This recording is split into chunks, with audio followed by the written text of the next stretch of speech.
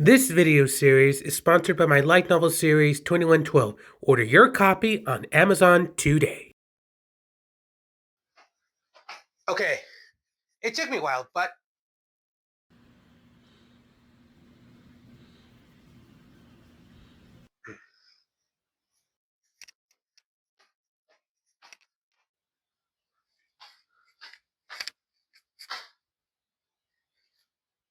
Oh, hey, pull up a chair.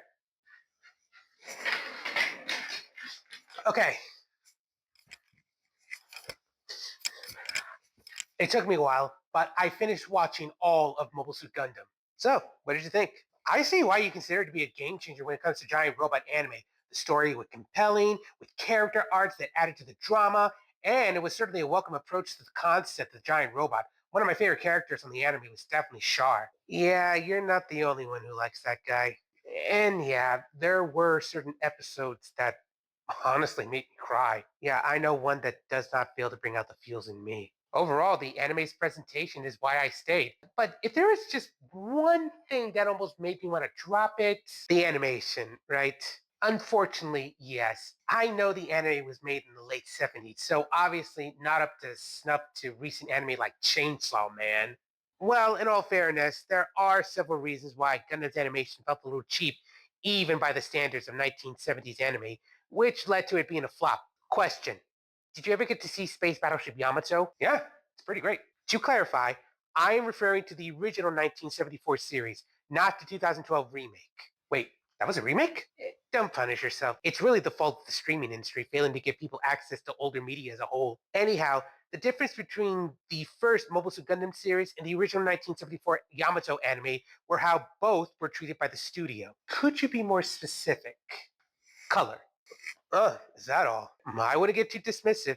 You'd be surprised at how much access to color can make or break an anime. I assume you'll elaborate? Naturally, the color range Gundam had access to was less than 80. Yamato, on the other hand, had more than 300. ヤマトの現場を見て、カラーチャートっていうのがあるんですかね。それが300何十色あった。ヤマトはグレーだけでもそのぐらいあったんじゃないですかね。That much of a difference. That was one of the reasons why Gundam was a flop at first. Remember we talked about the Gekiga movement? Yeah, it's one of the reasons why TV anime almost went the way of the dinosaur, right? It's similar to that. Gundam was losing in the ratings due to being placed in a time slot where children weren't really watching television. だって時間帯がね、4月番組で5時半ですから。4月で5時半ってまだお天道さん上ですから、誰が見るんだってこんな時間に。だ視聴率がいくわけない。だから視聴率低いって当たり前でしょって誰も聞く耳持ってないですよ。And this was before streaming? This was before everything we currently take for granted. Streaming channels, internet, DVRs, even cable TV as we know it was barely a thing. Oh, time is a cruel force of nature.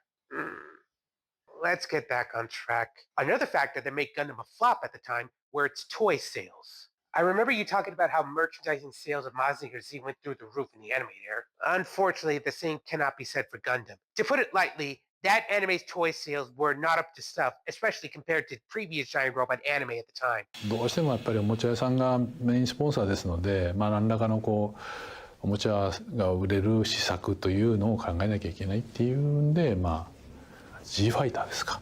そういう手こ入れ、よくあるそれはもうどんな作品も多分後半で、もうちょっとプッシュしようとか、ご多分に漏れずガンダムもそういう対応したっていうことですかね。ただじゃあ言われる通りにやればおもちゃが売れるのかっていうとそうではないよねっていうのはやっぱり作り手側にもあったので、物が長くたくさん出てる方が印象強くなるから物が売れるんじゃないかっていうふうに思われる、スポンサーとか、代理店の方とかいるんですけど、長く出てても印象が薄かったらやっぱり残らないですよね、視聴者に。Huh. Now I'm starting to see why it flopped.